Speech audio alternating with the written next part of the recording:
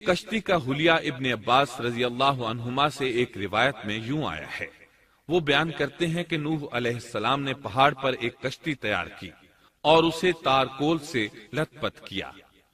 اسی وقت سے تارکول کا ظہور ہوا۔ اس کشتی کا طول 300 گز، اونچائی 30 گز اور عرض 50 گز تھا۔ ایک اندازے کے مطابق اس کا طول 1 کلومیٹر سے زیادہ تھا اور اس کی بلندی اور گہرائی کے بارے میں کہا گیا ہے کہ 30 ہاتھ تھی، اور یہ کشتی عام کشتیوں کی طرح اوپر سے کھلی ہوئی نہیں تھی، بلکہ جس طرح اس کو نیچے سے بند کیا گیا تھا اسی طرح اوپر سے بھی بند کیا گیا تھا، تاکہ اوپر سے جو بارش برسے وہ انہیں نقصان نہ دے، اور جس طرح نیچے والے غرق ہونے سے محفوظ رہیں اسی طرح اوپر والے بھی محفوظ رہیں۔ گویا وہ ایک گیند کی مانند تھی۔ اس میں الگ الگ 3 درجے بنائے گئے تھے، ہر درجے میں ایک دروازہ تھا، اور یہ 3 دروازے اس طرح تھے کہ ہر دروازے کے اوپر ایک دروازہ تھا۔ یہ اس کشتی کا حلیہ تھا جس کے راوی ابن عباس رضی اللہ عنہما ہیں۔ یہ کشتی آج بھی موجود ہے۔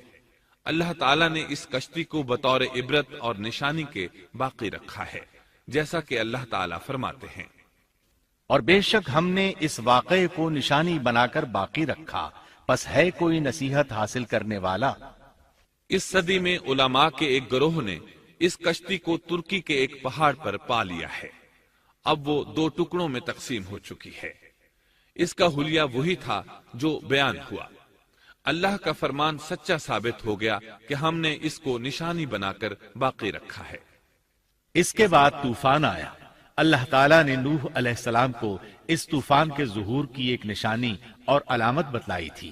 نوح علیہ السلام کے گھر میں ایک تنور تھا۔ اللہ نے فرمایا، جب یہ تنور جوش مارنے لگے اور پانی اس سے ابلنے لگے تو سمجھ لینا اللہ کا وعدہ آ گیا۔ چنانچہ اس وقت مومنوں کو اور اپنے اہل و عیال کو اور زمین پر بسنے والے تمام جانوروں کا جوڑا جوڑا اس کشتی میں سوار کر لینا۔ تنور سے کیا مراد ہے، اس کے متعلق مفسرین میں اختلاف ہے۔ بعض کہتے ہیں کہ اس سے مراد ایک چشمہ ہے جو زمین سے نکلتا ہے، لیکن راجح روایات کے مطابق اس سے مراد معروف تنور ہے جس میں آگ جلا کر روٹیاں پکائی جاتی ہیں۔ یہ تنور نوح علیہ السلام کے گھر میں تھا، اور اسی کو اللہ نے طوفان کے آنے کی علامت بتایا اور فرمایا کہ جب یہ پھوٹ پڑے اس وقت ہر چیز کا جوڑا جوڑا کشتی پر سوار کر لینا۔ اللہ تعالیٰ سورہ ہود آیت 40 میں فرماتے ہیں، یہاں تک کہ جب ہمارا حکم آ پہنچا اور تنور ابلنے لگا، ہم نے کہا اس کشتی میں ہر قسم کے جوڑے دوہرے سوار کر لے، اور اپنے گھر کے لوگوں کو بھی سوائے ان کے جن پر پہلے سے بات پڑ چکی ہے، اور سب ایمان والوں کو بھی۔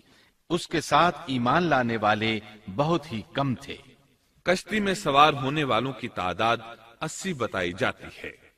چنانچہ جب تنور جوش مارنے لگا تو نوح علیہ السلام کشتی میں سوار ہو گئے۔ کشتی ان کی بستی میں لوگوں سے دور پہاڑ پر تھی۔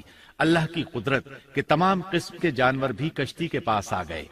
نوح علیہ السلام نے انہیں بھی سوار کر لیا۔ اللہ تعالیٰ سورۃ القمر آیات 11 اور 12 میں فرماتے ہیں، پس ہم نے آسمان کے دروازوں کو زور کی بارش سے کھول دیا اور زمین کے چشموں کو جاری کر دیا، پس اس کام پر جو پانی مقرر کیا گیا تھا خوب جمع ہو گیا۔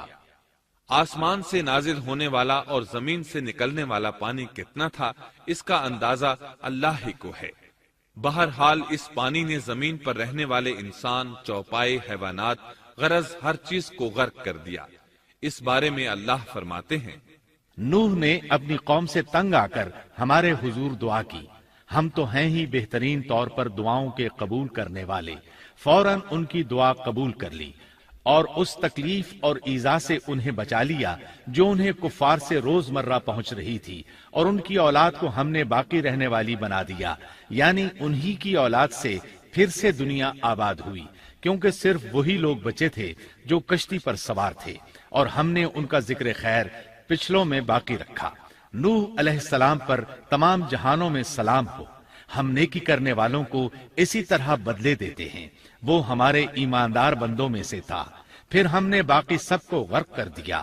اللہ مزید فرماتے ہیں، جب پانی میں طغیانی آ گئی تو اس وقت ہم نے تمہیں کشتی میں چڑھا لیا، تاکہ اس کو تمہارے لیے نصیحت اور یادگار بنا دیں، تاکہ یاد رکھنے والے کان اس کو یاد رکھیں۔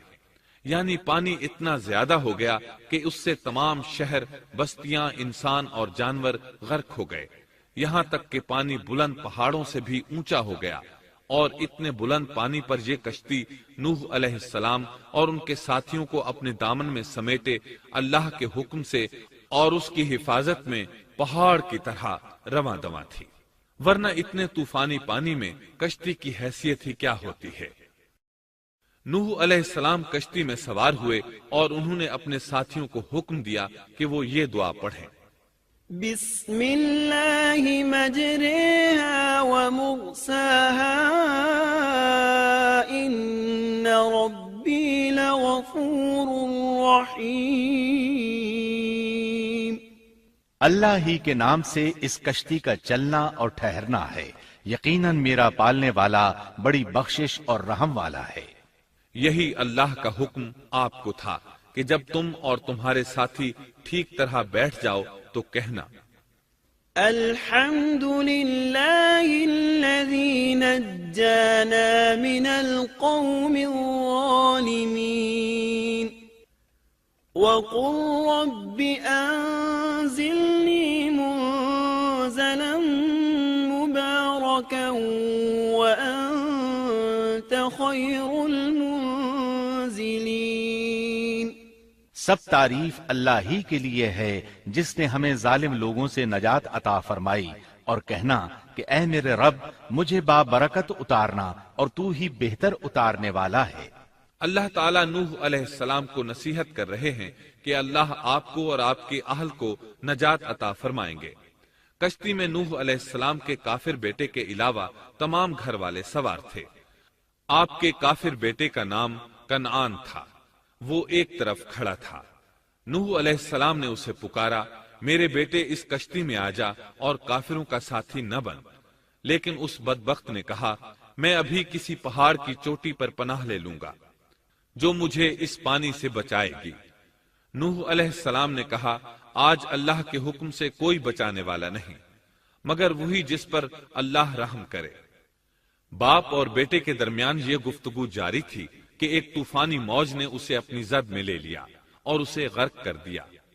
نوح علیہ السلام سے اللہ نے وعدہ کر رکھا تھا کہ اللہ تعالیٰ اس کے اہل کو نجات عطا فرمائے گا۔